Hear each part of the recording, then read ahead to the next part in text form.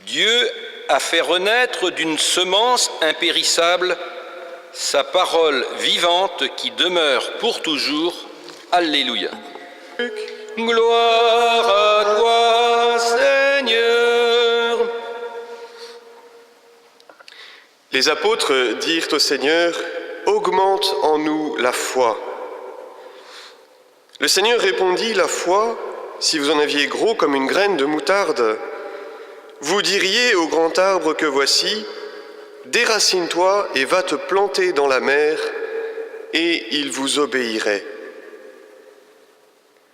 Lequel d'entre vous, quand son serviteur vient de labourer ou de garder les bêtes, lui dira à son retour des champs, « Viens vite à table » ne lui dira-t-il pas plutôt, « Prépare-moi à dîner, mets-toi en tenue pour me servir le temps que je mange et que je boive.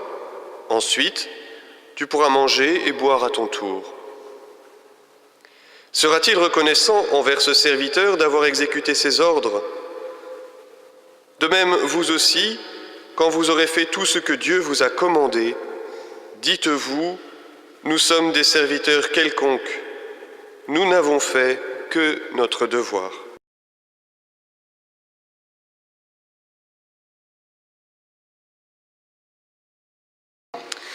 Les textes de ce dimanche nous parlent de la foi sous plusieurs de ses aspects.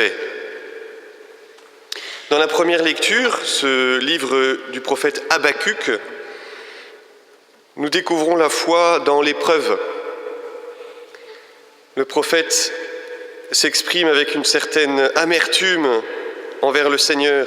« Combien de temps, Seigneur, vais-je t'appeler au secours et tu n'entends pas, crier contre la violence et tu ne délivres pas? Pourquoi m'obliges-tu à voir l'abomination et restes-tu à regarder notre misère ?» La foi au cœur de l'épreuve du prophète Habacuc. Et ce qui est beau dans cette épreuve traversée par le prophète, c'est qu'il ne coupe pas sa relation à Dieu. Il ne se coupe pas de Dieu sous prétexte qu'il est dans l'épreuve et sous prétexte que quelque part au fond de lui, il en veut à Dieu. Pourquoi n'agis-tu pas? Pourquoi n'es-tu pas présent? Pourquoi permets-tu que ceci ou cela se produise? Il reste dans cette relation avec le Seigneur. Et le Seigneur ne le laisse pas seul, il lui répond. Voilà, peut-être c'est un enseignement aussi pour nous, quand il peut nous arriver d'être marqués par l'épreuve également, de ne pas comprendre pourquoi le Seigneur semble être absent, pourquoi il permet telle ou telle difficulté dans notre vie ou dans celle de nos proches. Bien sûr, de pouvoir crier notre souffrance, notre incompréhension, notre amertume, comme l'a fait le prophète Habacuc, comme l'ont fait tant et tant de personnages dans la Bible, jusqu'à Jésus lui-même, de nous autoriser ce droit, voilà, nous autoriser ce droit de dire notre amertume au Seigneur, mais de ne pas rompre la relation dans l'épreuve. Ce beau témoignage de foi, de confiance, comme un fils pourrait parler à son père et presque l'engueuler quand ils sont en profond désaccord. Voilà. Le Seigneur nous permet d'avoir ce genre de relation avec lui. Le psaume, au contraire, nous présentait la foi dans son visage joyeux.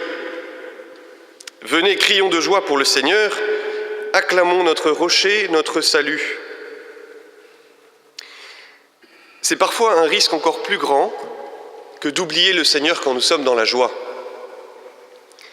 Parce que quand nous sommes dans la tristesse, dans l'épreuve, dans la souffrance, nous ressentons que nous avons besoin d'une aide, et peut-être que plus spontanément, nous nous tournons vers le Seigneur. Voilà. Quand nous sommes dans la joie, il est important aussi que nous sachions reconnaître celui qui est la source de notre joie. Quand nous sommes dans le bonheur, voilà, le risque c'est de se dire, voilà, tout va bien, je suis heureux, je n'ai pas besoin de toi Seigneur, merci, mais bon. Alors que c'est toute notre vie qui doit être présentée au Seigneur, nos épreuves et bien sûr nos joies également. Et de la même façon que nous pouvons dire notre amertume, et parfois presque, nous engueuler gentiment ou même violemment avec le Seigneur, autant c'est important aussi de lui partager notre joie, comme dans n'importe quelle relation humaine. Dire voilà Seigneur, voilà, je suis heureux de ce qui m'arrive en ce moment. Merci parce que je sais que c'est grâce à toi que je peux vivre cette joie.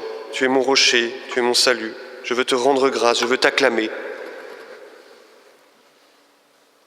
Dans la deuxième lecture, cette deuxième lettre de saint Paul apôtre à Timothée, nous voyons la foi dans un autre de ses aspects qui est la persévérance. Nous ne savons pas exactement ce que fut la vie de Timothée. Toujours est-il que, d'après ce que lui écrit saint Paul, il est possible qu'il se soit un peu endormi dans sa foi et dans la mission qui lui avait été confiée. Saint Paul lui dit « Je te rappelle que tu dois réveiller en toi le don de Dieu que tu as reçu quand je t'ai imposé les mains. » Peut-être qu'il peut nous arriver à nous aussi que notre foi soit un peu endormie. Et peut-être que nous avons besoin que le Seigneur vienne nous secouer, nous réveiller, nous dire « Voilà, j'ai mis des dons en toi, je t'ai donné des talents, je t'ai donné ma lumière pour que tu puisses mieux me connaître, pour que tu puisses m'annoncer. Voilà, réveille-toi. » Ce n'est pas un esprit de peur que Dieu nous a donné, mais un esprit de force, d'amour et de raison. Voilà, je t'ai donné ma force, je t'ai donné mon amour, je t'ai donné de quoi me comprendre de plus en plus à mesure que tu avances. Réveille-toi, reprends la marche. Avec la force de Dieu, prends ta part de souffrance pour l'annonce de l'Évangile. Voilà, puissions-nous entendre aussi cet appel de saint Paul pour nous. Et dans l'Évangile, nous voyons la foi dans sa dimension organique, je dirais, comme quelque chose qui doit croître, quelque chose qui doit naturellement grandir. C'est en lien avec la persévérance. La foi n'est pas faite pour être statique. On n'a pas reçu la foi une fois pour toutes et puis on en vit comme d'un capital dont on pourrait disposer pour le restant de notre vie.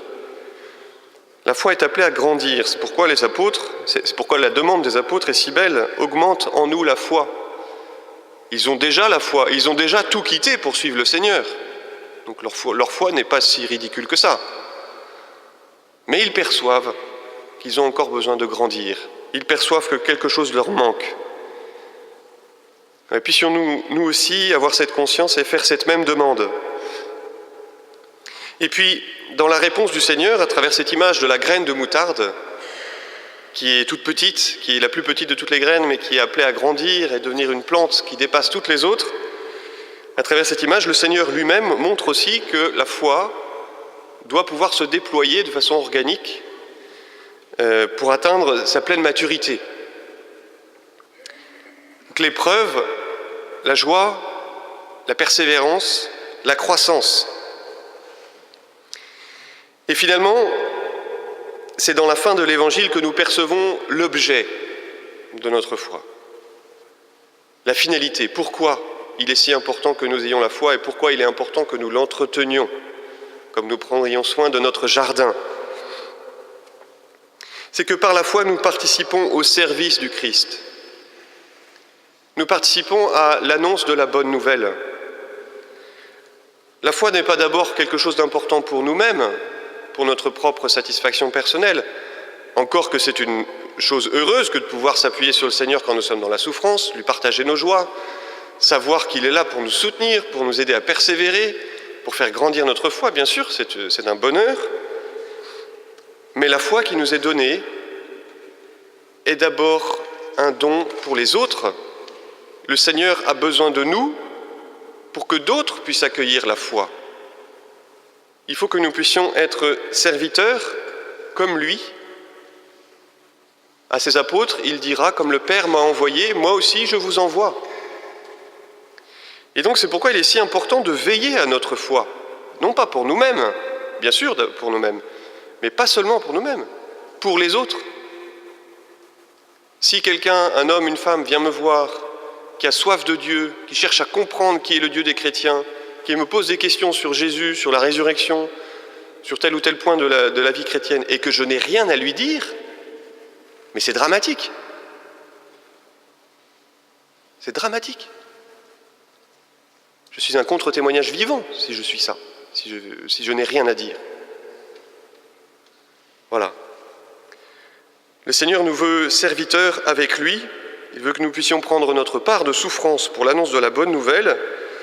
Puissions-nous avoir la joie d'accomplir ce service pour notre bonheur, pour le bonheur des autres, en nous disant que nous sommes des serviteurs quelconques. Voilà. C'est pas parce que nous aurons bien travaillé, entre guillemets, que forcément nous sommes en droit d'attendre au ciel une récompense proportionnée à nos efforts. C'est pas comme ça que ça se passe. Voilà.